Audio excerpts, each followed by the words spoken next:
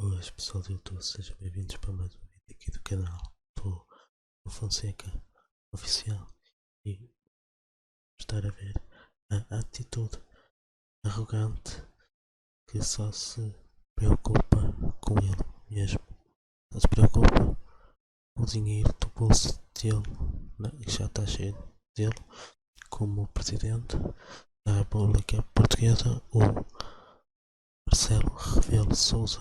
Vamos estar a ver essa atitude arrogante que não se preocupa com a saúde dos portugueses. Vamos estar a ver isso agora.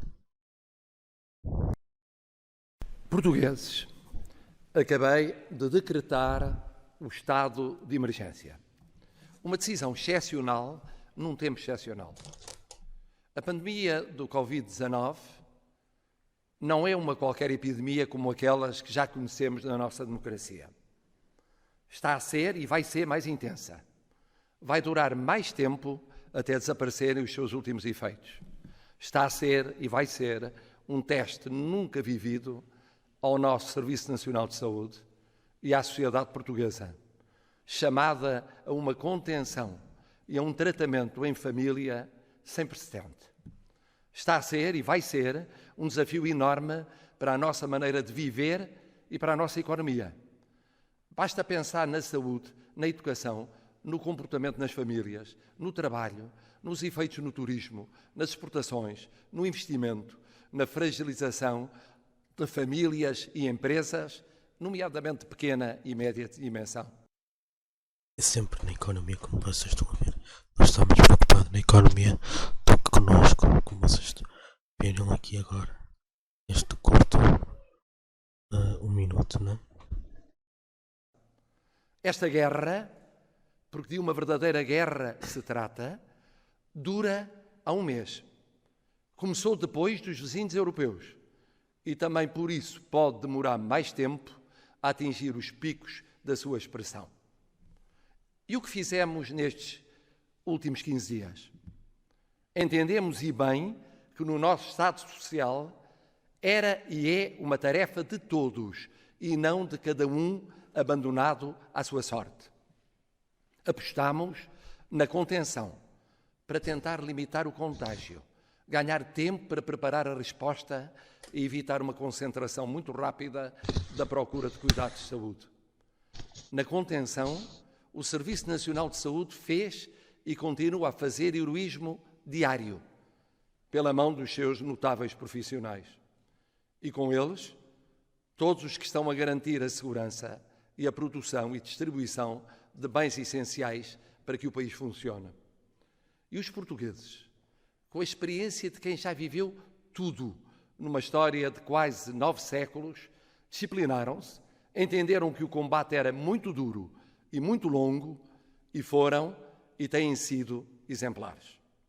Numa quase quarentena que revela o bom senso de respeitar as orientações das autoridades de saúde.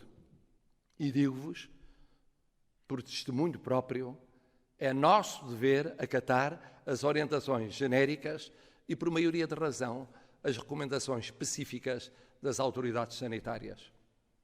O Governo, que tem entre mãos uma tarefa hercúlea, adotou medidas tentando equilibrar contenção no espaço público e nas fronteiras e não paragem da vida económica e social. Medidas que todos, Presidente, Parlamento, partidos, parceiros sociais, apoiamos, conscientes de que só a unidade permite travar e depois vencer guerras. Aqui chegados... Só um ponto, Marcelo. Mas as pessoas vão ao restaurante, né?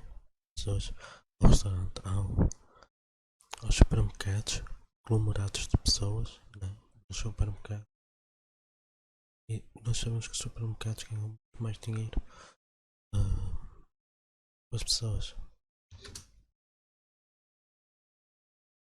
Entendi dever convocar o Conselho de Estado e, nos termos da Constituição, ouvi o Governo e solicitei autorização à Assembleia da República para decretar o estado de emergência. Sabia e sei que os portugueses estão divididos. Há quem o reclame perante ontem. Há quem considere dispensável, prematuro ou perigoso. Sabia e sei que em plena crise as pessoas se sentem tão ansiosas, tão angustiadas, que aquilo que pedem um dia ou uma semana, uma vez dado, é logo seguido de mais exigências ou mais reclamações, à medida que as preocupações ou os temores se avolumam. Sabia e sei que muitos esperam do estado de emergência um milagre, que tudo resolva num minuto, num dia, numa semana, num mês. Ainda assim, entendi ser do interesse nacional dar este passo. Agradeço aos conselheiros de Estado o terem expresso as suas opiniões, ao Primeiro-Ministro e ao Governo o terem aderido solidariamente e colaborado de modo decisivo no conteúdo do presente decreto. E à Assembleia da República o tê-lo autorizado com generosa prontidão e amplo consenso. 5 razões essenciais explicam o passo dado. Primeira, antecipação e reforço da solidariedade entre poderes públicos e deles com o povo. Outros países, que começaram mais cedo que nós a sofrer a pandemia, ensaiaram os passos graduais e só agora chegaram a decisões mais drásticas, que exigem maior adesão dos povos e maior solidariedade dos órgãos do poder. Nós, que começamos mais tarde, devemos aprender com os outros e poupar etapas, mesmo se parecendo que pecamos por excesso e não por defeito. O povo português tem sido exemplar, mas este sinal político dado agora, e dado não apenas pelo Governo, mas por Presidente da República, Assembleia da República e Governo, é uma afirmação de solidariedade institucional, de confiança e de determinação, para o que tiver de ser feito nos dias, nas semanas, nos meses que estão pela frente. Segunda, prevenção. Diz o povo, mais vale prevenir do que remediar. O que foi aprovado não impõe ao Governo decisões concretas. Dá-lhe uma mais vasta base de direito para as tomar. Assim, permite que possam ser tomadas com rapidez e em patamares ajustados. E tomadas todas as medidas que venham a ser necessárias no futuro. Nomeadamente na circulação interna e internacional, no domínio do trabalho, nas concentrações humanas com maior risco, no acesso a bens e serviços impostos pela crise, na garantia da normalidade na satisfação de necessidades básicas, nas tarefas da proteção civil, em que, nos termos da lei, todos já são convocados, civis, forças de segurança e militares. O que seria mais tarde se fosse necessário agir num ou noutro caso, neste quadro preventivo, e ele não existisse. Terceira, certeza. Esta base de direito dá um quadro geral de intervenção e garante que mais tarde, acabada a crise, não venha a ser questionado o fundamento jurídico das medidas já tomadas e a tomar. Quarta, contenção. Este é um estado de emergência confinado, que não atinge o essencial dos direitos fundamentais, porque obedece a um fim preciso de combate à crise da saúde pública e de criação de condições de normalidade na produção e distribuição de bens essenciais a esse combate. Quinta, flexibilidade. A quarta tudo bem. A quarta. O estado de emergência dura 15 dias, no fim dos quais pode ser renovado, com avaliação no terreno do estado da pandemia e da sua previsível evolução. É um sinal político forte, de unidade do poder político, que previne situações antes de poderem ocorrer, estabelece um quadro que confere certeza, dá poderes ao Governo mas não rigidifica o seu exercício e permite reavaliação na sua aplicação num combate que muda de contornos no tempo. É também um sinal democrático. Democrático pela convergência dos vários poderes do Estado. Democrático porque é a democracia a usar os meios excepcionais que ela própria prevê para tempos de gravidade excepcional. Não é uma interrupção da democracia.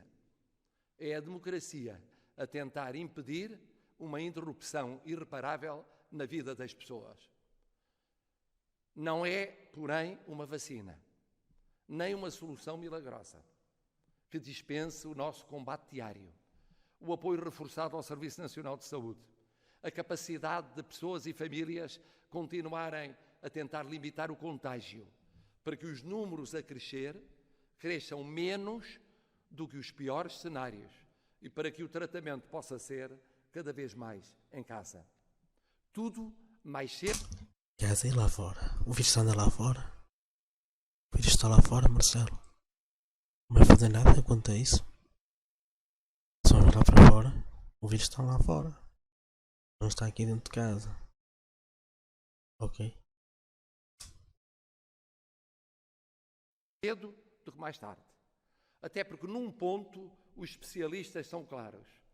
Depende da contenção nas próximas semanas o conseguirmos encurtar prazos, poupar pacientes e, sobretudo, salvar vidas. Temos, pois, todos, de fazer por contribuir para ir o mais longe e o mais depressa possível nesta luta desigual. E quanto mais depressa formos, mais depressa poderemos salvar vidas, salvar a saúde, mas também concentrarmos nos efeitos a prazo no emprego, nos rendimentos, nas famílias, nas empresas. E mesmo agora, só se salvam vidas e saúde se, entretanto, a economia não morrer. Por isso o Estado... Esta parte foi o que eu mais achei mais arrogante.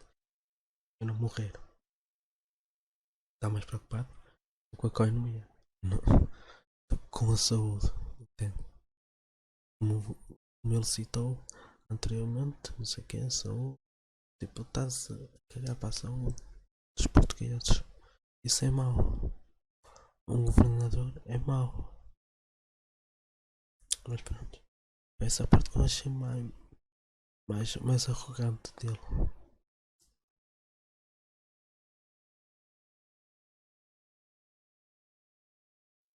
É chamado a ajudar a economia a aguentar estes longos meses mais agudos, fazendo o que possa para proteger o emprego, as famílias, as empresas. Mas nós temos de fazer a nossa parte. Não parar a produção. Não entrar em pânicos de fornecimentos como se o país fechasse. Perceber que limitar contágio e tratar contagiados em casa é e tem de ser compatível com manter viva a nossa economia. Assim é em tempo de guerra. As economias não podem morrer. Termino com um pedido. Nesta guerra, como em todas as guerras, só há um efetivo inimigo. Então esta parte que eu achei muito mais arrogante. Posso ver agora? Nesta guerra, só há um respectivo inimigo. Como nós conhecemos Marcelo, ele não gosta dessas coisas. Invisível, insidioso e por isso perigoso. Que tem vários nomes. Desânimo, cansaço, fadiga do tempo que nunca mais chega ao fim. Temos de lutar todos os dias contra ele. Contra o desânimo pelo que corre mal ou menos bem. Contra o cansaço de as batalhas serem ainda muitas e parecerem difíceis de ganhar. Contra a fadiga que tolhe a vontade, aumenta as dúvidas, alimenta indignações e revoltas. Tudo o que nos enfraquecer e dividir nesta guerra alongará a luta e torná-la mais custosa e dolorosa. resistência, solidariedade e coragem são as palavras de ordem. E verdade, porque nesta guerra ninguém mente, nem vai mentir a ninguém.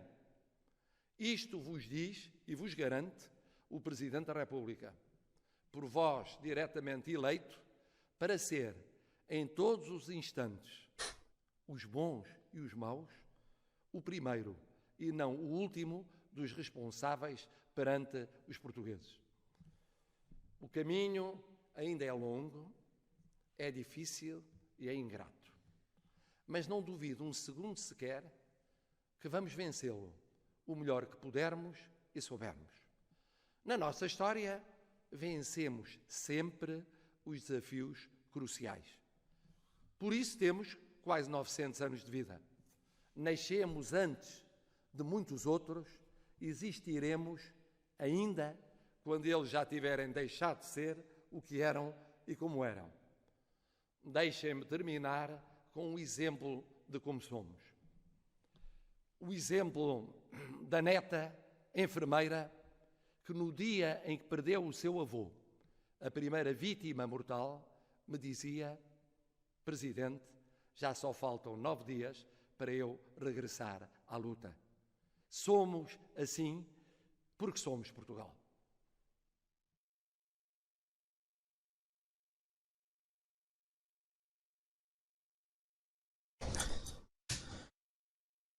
Pois, como viram aqui, nem a questão nem foi esta o final que ele disse.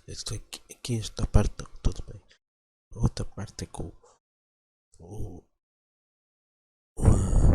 Presidente da República de Portugal está mais preocupado com a economia do que com os outros portugueses que falam milhares e milhões de euros. Porque se for em algum morar de pessoas, nós somos infectados. Nós basicamente somos infectados por essa pandemia. Ok, nós somos infectados, mas enfim, deixa eu falar. Não faz sentido nenhum o que ele disse. Está mais preocupado com a economia do que com a saúde dos portugueses. Mas enfim, devem de ser tomadas outras medidas, assim como fechar fronteiras e os que os países lá fora estão a fazer, não é?